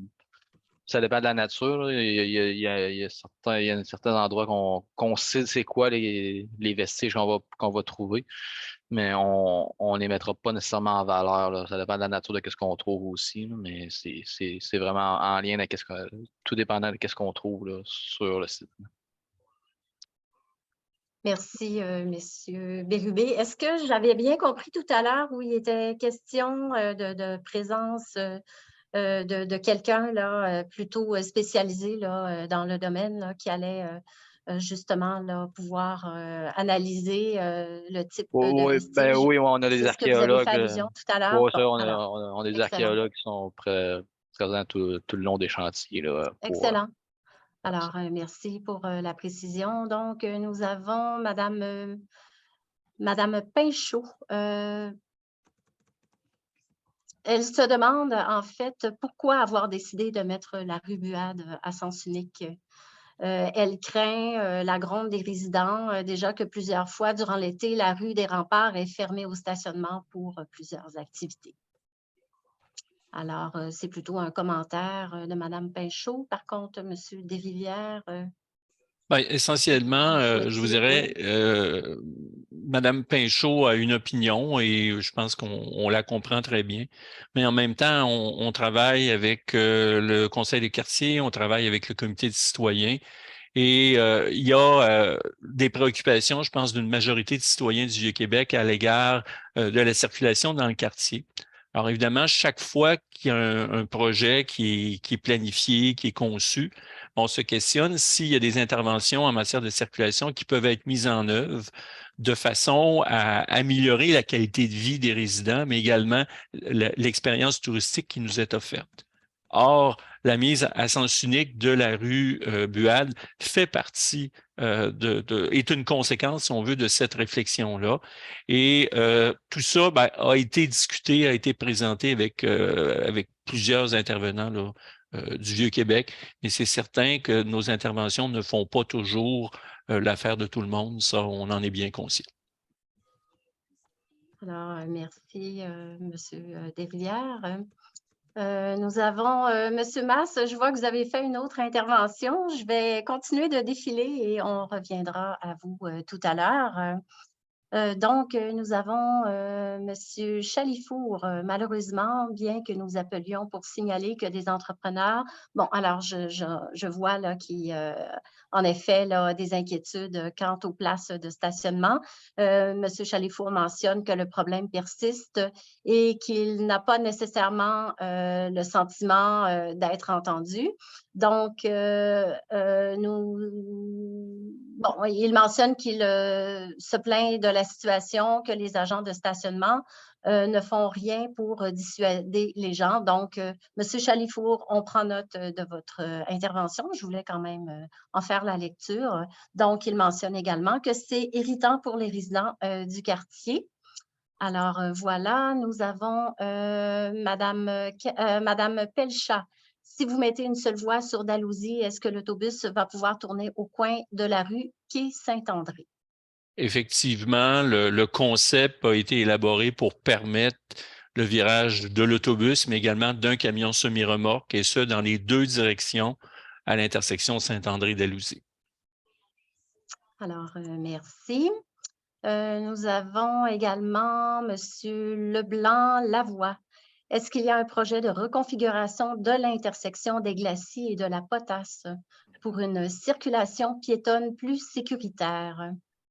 Au moment où on se parle, il n'y a pas de projet de reconfiguration de cette intersection-là. Ça ne veut pas dire qu'il n'y en aura pas dans les prochaines années, mais pour le moment, il n'y en a pas. Alors, merci. Donc, Madame Pinchot, je vais me permettre de passer votre question. Je crois que vous avez fait une intervention tout à l'heure. Nous avons Madame Mercier, les éléments de sécurité, services de police, incendie et prix hospitaliers pour les résidents du Cap-Blanc ont été évalués. Comment et par qui en lien avec le retranchement des voies sur Dalhousie et le transport en commun lors des congestions? Alors, peut-être Alors, évidemment, quand on conçoit un projet comme celui-là, on ne le fait pas en vase clos. On assoit autour de la table l'ensemble des intervenants. Entre autres, le RTC fait partie de notre groupe de travail. Le service de police, le service de protection incendie le font également. Et tout ça, on a fait notre réflexion, les gens ont donné leurs intrants et on a pris en considération leurs préoccupations dans la conception du projet. Alors, je vous dirais l'élément sur lequel on pouvait peut-être être un peu plus vulnérable, c'est l'intervention en matière incendie. Et parce que compte tenu de la localisation de la caserne sur la rue des Capucins, ce qui va être fait en même temps que le projet de voie cyclable, c'est qu'on va installer sur les feux du secteur Vieux-Québec-Basseville ce qu'on appelle le système de préemption pour les camions de pompiers. Donc, on a ça déjà à peu près à 400 intersections. Là, vous le voyez, c'est un petit feu stroboscopique qui se met en fonction quand le camion de pompier se déplace. Et ce faisant, on crée un grand corridor vert. Donc, le camion de pompier, tout simplement, toutes les voitures devant les camions vont se mettre à circuler sans arrêter parce que les feux vont être verts partout de façon à permettre le passage des camions de pompiers. Alors, dans ce contexte-là, la sécurité ou l'accès des véhicules d'urgence au secteur Cap-Blanc va être assuré. Alors, merci. Je reviens avec une question concernant les fouilles archéologiques. En fait, M. Fauché demande si des fouilles archéologiques pourraient avoir un impact sur la durée des travaux. M. Bérubé? Ben, c'est sûr que c'est prévu, c'est justement qu'on va faire les fouilles archéologiques vont être faites en amont de nos travaux. C'est les premières étapes qu'on va faire au niveau de ce qu'on va faire les excavations. Mais on ne prévoit pas là, de gros délais là, au niveau de ces enjeux-là, au niveau de ces fouilles-là. Alors, merci pour la précision. Nous avons M. Laroche-Casavant, considérant que Saint-Louis est déjà bien occupé aux heures de pointe du lundi au dimanche, avec les détours obligatoires par notre rue, cela ne va pas alourdir et aller en sens contraire de l'apaisement souhaité par les résidents. En fait, oui. Je dirais, dans le projet de zone piétonne qui a été présenté là, en point de presse il y a quelques semaines et qui sera présenté aux résidents prochainement et aux commerçants, il y a effectivement des mesures d'apaisement de la circulation qui sont prévues sur la rue Saint-Louis. Rappelons-nous que sur la rue Saint-Louis, la circulation se fait actuellement à une voie de circulation. À l'occasion, il y a des véhicules qui sont arrêtés, dans plusieurs cas illégalement. Donc, ce qui est prévu de faire, c'est un rétrécissement de la chaussée de façon à toujours maintenir une voie de circulation, mais aussi maintenir quelques zones où les véhicules pourront arrêter à des fins d'activité de débarcadère. Donc, je ne pense pas que les mesures d'apaisement de circulation prévues pour la rue Saint-Louis vont détériorer davantage les conditions de circulation dans ce secteur du Vieux-Québec. Alors, merci. Héloïse, je te laisse poursuivre. Je Oui, vois tout à fait. 20h39, 20h40. Alors, il nous reste encore un peu de temps. Alors, je te laisse poursuivre. Oui, je voudrais aller voir du côté de M. Taillefer, voir si vous êtes capable de poser votre question verbalement. Monsieur Taillefer, si vous êtes prêt, on vous écoute. Est-ce que vous m'entendez? Oui, on vous entend. Vous pouvez poser votre question. Ma question, c'est plutôt un sujet, c'est que je suis président du syndicat du condominium d'Argenson. Nous faisons face notre immeuble à la place Royale, la Fraisse, etc. Je comprends bien le fait de rendre la rue, la Côte de la Montagne unique, en sens unique vers le bas. Nous, cependant, on a 14 unités, des résidents plus des visiteurs, etc. Et nous devons avoir accès à ce qu'on appelle la ruelle Notre-Dame, c'est-à-dire le petit bout de rue qui est comme à côté contre notre immeuble et à côté du stationnement de la SODEC, le stationnement dit Guillaume. Est-ce qu'on pourra accéder par Dalhousie, tourner à droite, monter Côte de la Montagne pour accéder, pour déposer, etc., rentrer chez nous, jusqu'à la ruelle Notre-Dame, donc la largeur de notre immeuble entre Saint-Pierre et la ruelle. Oui, sinon, ça va nous poser beaucoup de désagréments. Oui, c'est une question pour M. Desrivières. Là, je vais lui laisser répondre. Merci pour votre question, M. Taillefer. Alors, M. Taillefer, merci. Écoutez, on a effectivement noté qu'il y avait ce petit enjeu-là.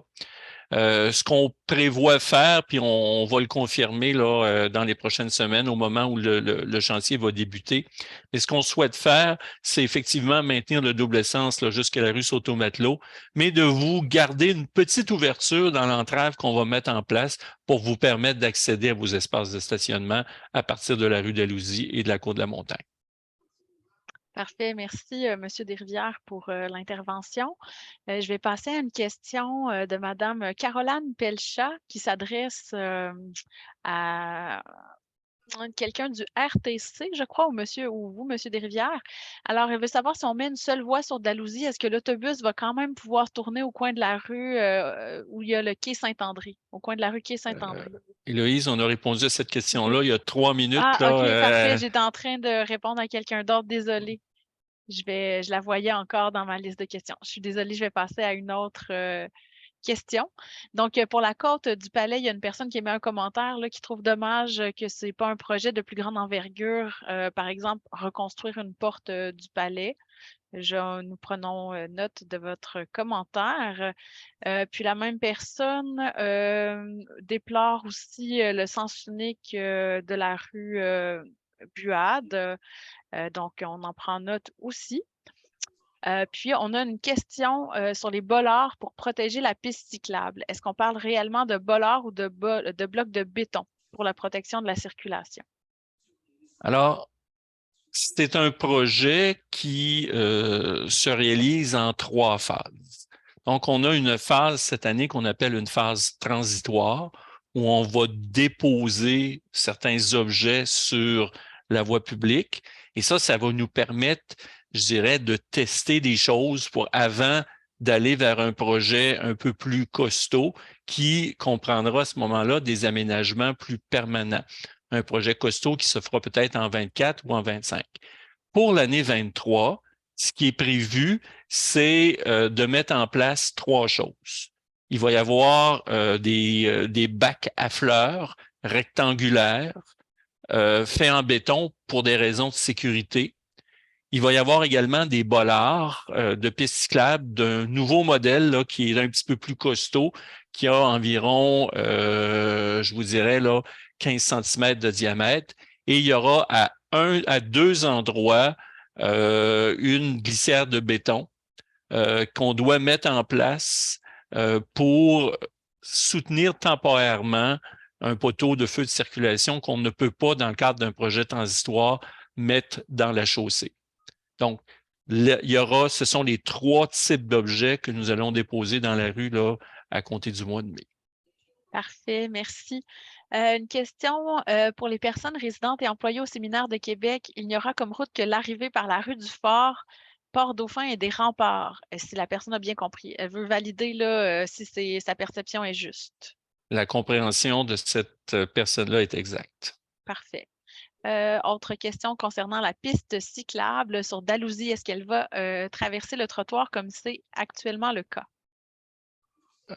Oui, la réponse c'est oui, parce que quand la piste arrive de l'ouest, quand elle arrive de Sainte-Foy, hein, la piste est aménagée entre le trottoir et la place des Canotiers. Et au moment où on quitte la place des Canotiers pour aller vers la rue Dalhousie, bien évidemment, on doit croiser le trottoir. Mais vous verrez que dans le cadre de l'aménagement, on va venir apporter des modifications à cet endroit-là pour encadrer le croisement là, entre les piétons et les cyclistes de façon à accroître le niveau de sécurité qui existe à cet endroit-là. Parfait, merci. J'ai une question concernant les travaux sur le mur de soutènement de la côte de la montagne. On veut savoir si ça affectera la murale des Québécois. Est-ce que le site au pied de la murale sera accessible aux visiteurs? Madame Aymon.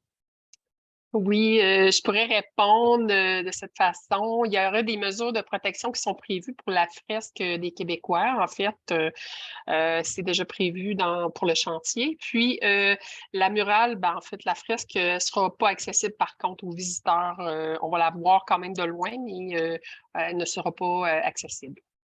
Parfait, merci pour la réponse. Alors, Hélène, je vais prendre une dernière question avant de te laisser la parole. Nous avons encore là, plusieurs questions, mais il reste très peu de temps. Donc, nous allons bientôt terminer la période là, dans une dizaine de minutes.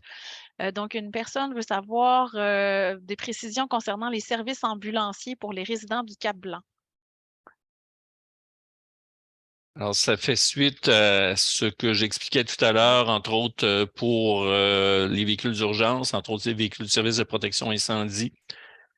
L'élément, quand la répartition se fait au niveau d'un véhicule d'urgence, les entraves ou les occupations de la chaussée sont souvent prises en considération.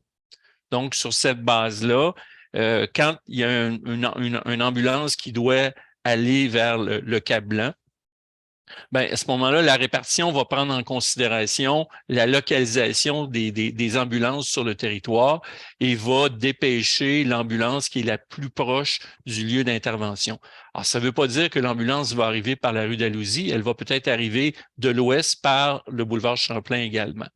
Donc, encore une fois, il n'y a pas d'inquiétude à y avoir. Tous ces éléments-là ont été paramétrés dans le projet et vont faire l'objet d'un suivi là, au cours des prochains mois. Merci beaucoup pour cette réponse complète. Madame Hélène, je vous laisse la parole.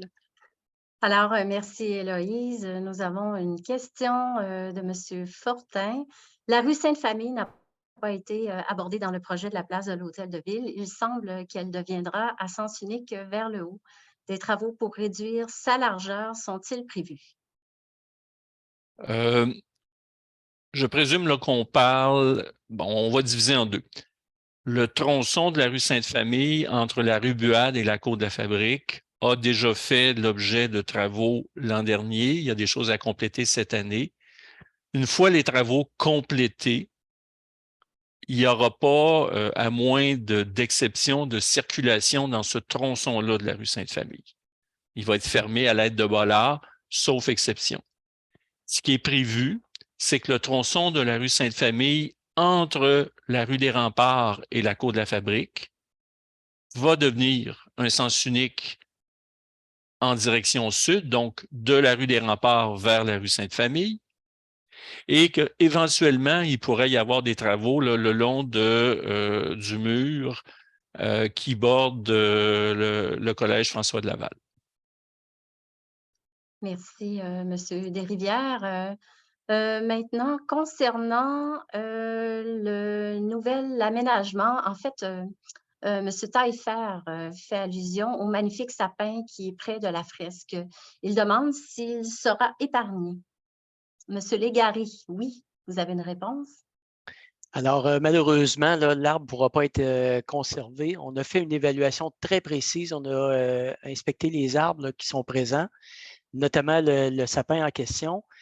Et on a discuté longuement avec l'équipe d'ingénierie en fonction de la nature des travaux qui sont requis.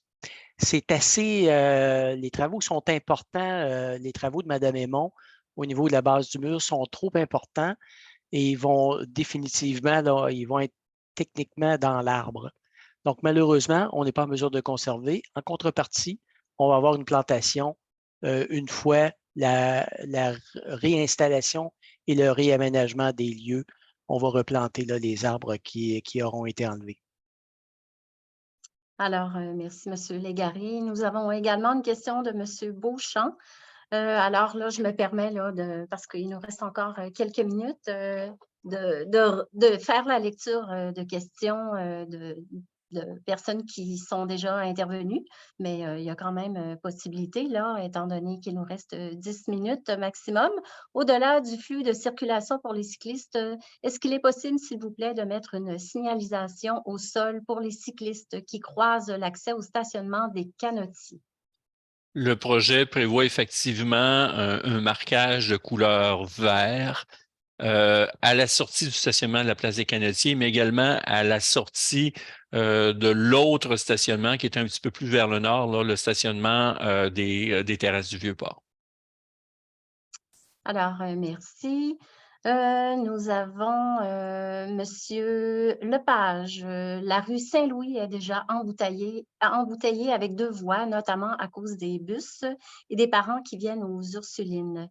Il me semble assez évident que la suppression d'une voie de circulation pourrait contribuer à dégrader l'accès. Quelles sont les compensations prévues par la Ville pour cette dégradation pour les citoyens? Probablement qu'on parle davantage de mesures de mitigation, mesures d'apaisement.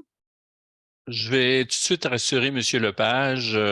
Les enjeux qu'on a souvent sur la rue Saint-Louis, vous en citez un, entre autres, là, c'est les parents qui viennent reconduire et chercher les enfants aux Ursulines. Donc, les mesures d'apaisement de la circulation qui vont se mettre en place le seront pour la période, disons, là, on va dire une date qui va bouger un petit peu, là, mais après, ça va se faire à la fin de la période scolaire et ces mesures-là vont être retirées avant le début de la période scolaire de l'automne.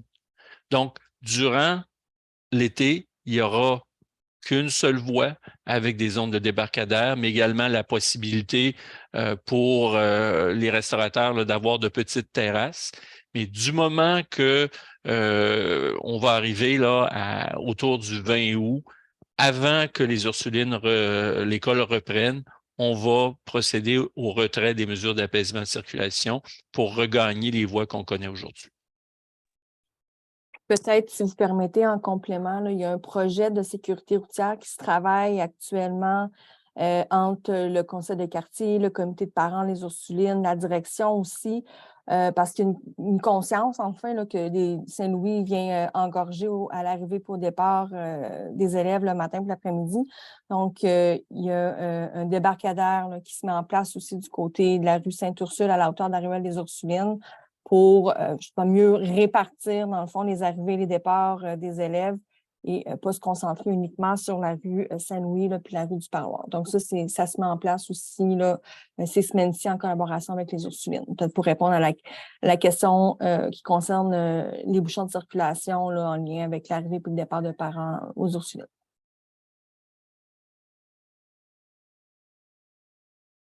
Attendez que je réactive mon micro. Alors, j'y vais avec une dernière intervention, presque parce que, bon, il est rendu 20h54. Vous avez été tous très patients. Et puis, étant donné qu'on est en formule webinaire, là, disons que c'est ça demande un petit peu plus d'attention. Donc, M. Masse, je termine avec vous. Tenant compte du bruit très fort l'an dernier à la place de l'Hôtel de Ville, durant les travaux, y aura-t-il cette fois-ci des mesures pour atténuer les inconvénients? Il va y avoir encore des travaux qui vont se durer, surtout dans le début du printemps, là, surtout au niveau des excavations. Vu qu'on est dans le roc, l'expérience de l'an passé nous a démontré que le roc est assez dur. Fait qu'il il va y avoir des travaux qui vont se faire là, jusqu'à 21 heures, là, probablement dans les débuts des travaux, pour pas ralentir le chantier, essentiellement. Alors, merci, M. Bérubé, 20h55. Madame Coulombe-le-Duc, en fait, j'ai le goût de vous céder la parole. Je suis bien consciente là, qu'il y a encore des différentes questions dans l'outil.